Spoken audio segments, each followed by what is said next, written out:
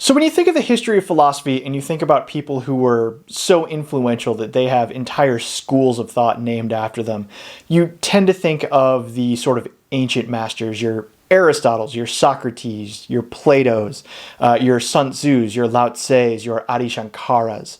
But it turns out there are some more contemporary philosophers who have had a tremendous impact on philosophy. In fact, so tremendous that they have entire schools or entire theories named after them. And probably the biggest, most well-known modern philosopher who has an entire school of thought or an entire theory named after him is the 18th century German philosopher Immanuel Kant.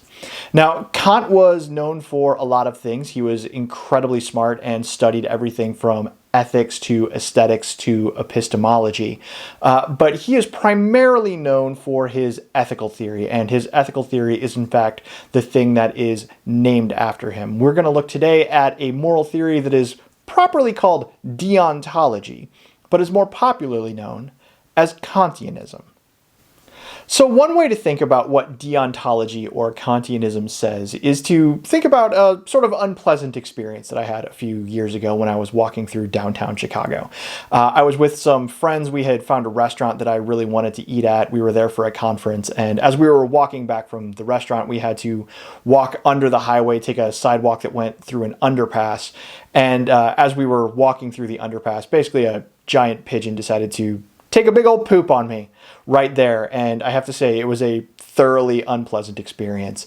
And it wasn't great. And my friends couldn't help but laugh. And, by the end, I was laughing about it too. But, no one really sets out to have an evening where someone or something takes a poop on you. And well, there's nothing I can really do to say like the pigeon acted wrongly or the pigeon was unethical or the pigeon was a morally bad pigeon because the pigeon pooped on my head or something like that.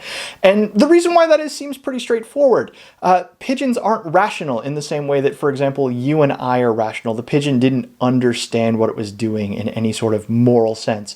And because it wasn't rational and because it didn't understand what it was doing, it wasn't exactly in a position to be the object of moral judgment. This is the idea behind deontology. Deontology comes from Greek words literally meaning the study of obligation. And Kant thinks that we are obligated to do things simply because we are rational. And for Kant, moral commands, moral rules come down to rationality. If you are rational, then you are subject to moral commands, and the moral commands that you have to follow are the ones that a rational thing would do.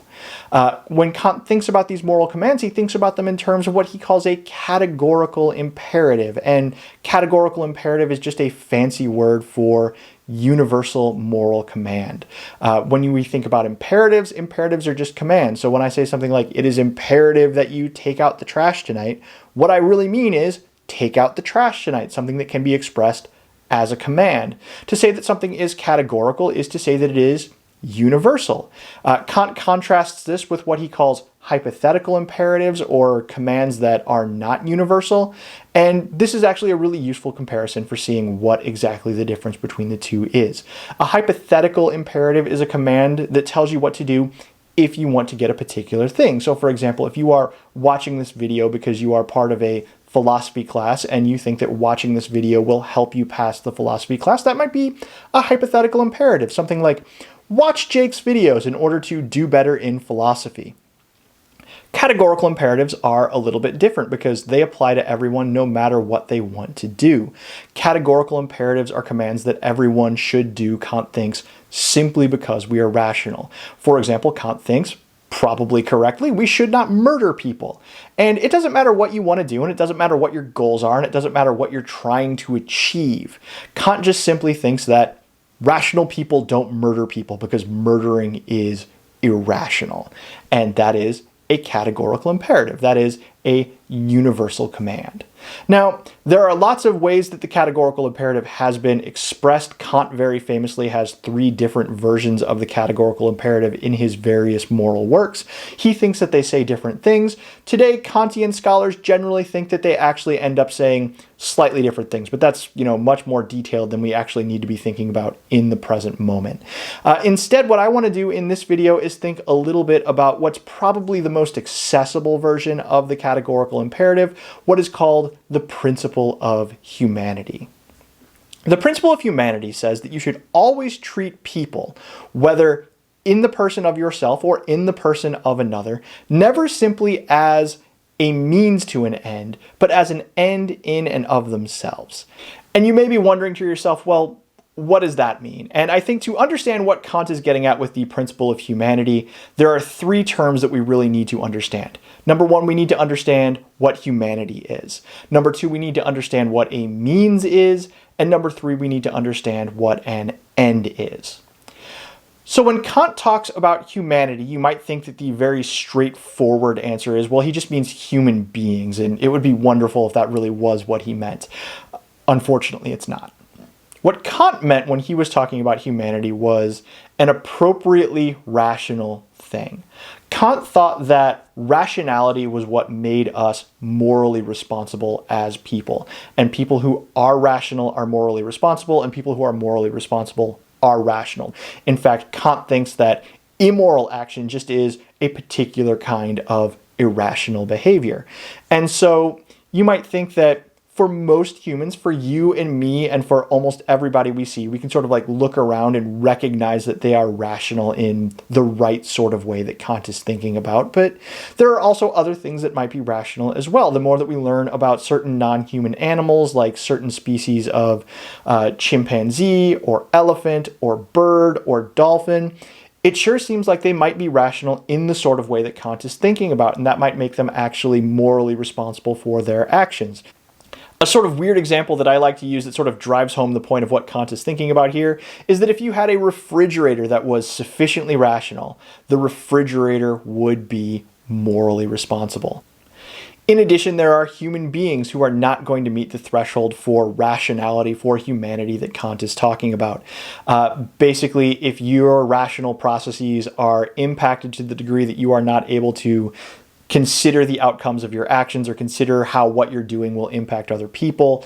So, particular forms of mental illness or particular forms of cognitive decline, just being an infant or being a small child or something like that, you're not going to meet that threshold. So if that's what humanity is, we also need to talk about what a means and an end are. Fortunately, this is much more straightforward than what Kant is talking about with humanity. When Kant is talking about a means and an end, he means something like a goal and the thing that you're going to do to get that goal. When you have a goal, we often refer to that goal as the ends of your action. So for example, if I am going to take a philosophy class, my goal, my end, might be to pass the philosophy class. And there are lots of things that I'm going to do to achieve that goal. And those things that I'm going to do to achieve the goal, those are the means. So I might write a paper as a means to my end of passing the philosophy class. I might do some research. I might watch some videos on YouTube. I might go to my professor's office hours. There are all kinds of means that I might employ to achieve my end. So now that we have an idea of what humanity, a means, and an end are, we need to think about exactly what the principle of humanity says. We should always treat humanity, whether in our own person or in the person of another, never merely as a simple means, but also as an end in and of themselves. So what exactly does Kant mean by that? Essentially, he means this: we cannot use people as tools for creating happiness. At the very least, we can't simply use people as tools for creating our own happiness, because to do that would be to use them as a means. To do that would be to disrespect their own humanity, their own rationality, and ignore the fact that they too have goals that they want to achieve. And maybe a really simple and straightforward way of thinking about this would be to think about this video right here. Now, if you're watching this video in order to learn more about philosophy, in order to do well in a philosophy class, then I have some news for you. You are currently using me as a means to an end. You are currently using me as an opportunity to achieve your goal, passing a philosophy class. Now, is that an immoral action?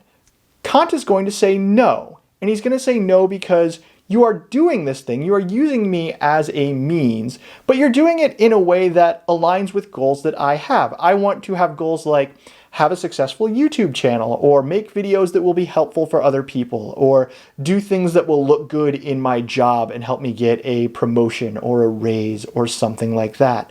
And so by doing these videos, I think that I can achieve that, but that'll only work if other people watch the videos, which is what you're doing right now. So in a sense, I'm using you as a tool to get what I want.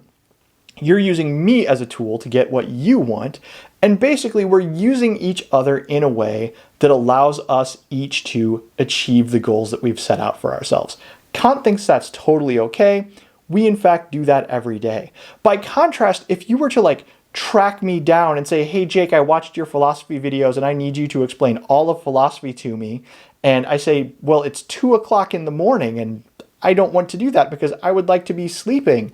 Or you say, I want you to do this and I refuse to pay you and I'm going to, force you to explain philosophy to me. And I say things like, no, I would much rather be playing video games or spending time with my family or doing something else. And you say, well, I don't care. I'm going to make you do it anyway. Now, at that point, you're using me merely as a means, and you're using me merely as a means because you are not taking into account the sorts of goals that I have. And if you think about this, this is why Kant is going to say something like, I can tell you why slavery is wrong, for example. It's wrong to enslave people, Kant thinks, because enslaving people takes away people's rational choice. It prevents them from exercising their own rationality and going after goals that they actually want. Why is murder wrong? Well, because again, you are doing things that rationally people would not agree to. You are preventing people from exercising their own sort of rational moral agency.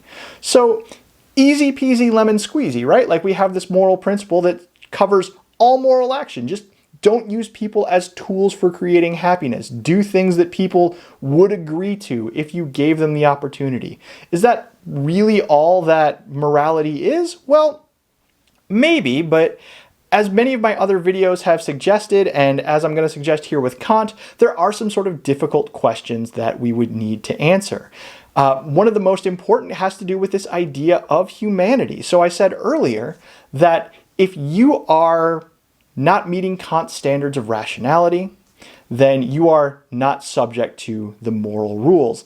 And on one hand, that's really nice. Like I have a 1-year-old son, and I'm certainly not going to hold him morally responsible if he accidentally punches me in the throat. But this cuts both ways, it turns out, according to Kant. It is not the case that I'm going to hold you morally responsible if you do something and you are irrational, you don't meet the standards of rationality. But also, you're not subject to the same sort of protections of the principle of humanity. You don't have any rights on Kant's account. So I can, in fact, use you as a means to an end. I can, in fact, use you as a tool for creating my own happiness, and I don't have to think about what you actually want. And this is already obviously problematic when you think about some of the cases I mentioned earlier. It's wrong to torture animals, it seems. It would be wrong to torture a baby who is not rational or someone who is in an unrecoverable coma. But also, if you think about what Kant's own views were, you can see how this can spiral out of control really quickly. For example, Kant was horribly misogynistic and a virulent racist. And that means that Kant thought that non-white people and women were not capable of rationality. He thought that the moral law only applied to essentially white men. And that seems obviously problematic, and also something that we could use to justify a bunch of really horrific actions against our fellow human beings. At the very least, we need an account of why Kant is wrong there. That seems pretty easy. And how we can, use the principle of humanity to broaden the scope of the moral community to include people that we actually want to make sure are in there.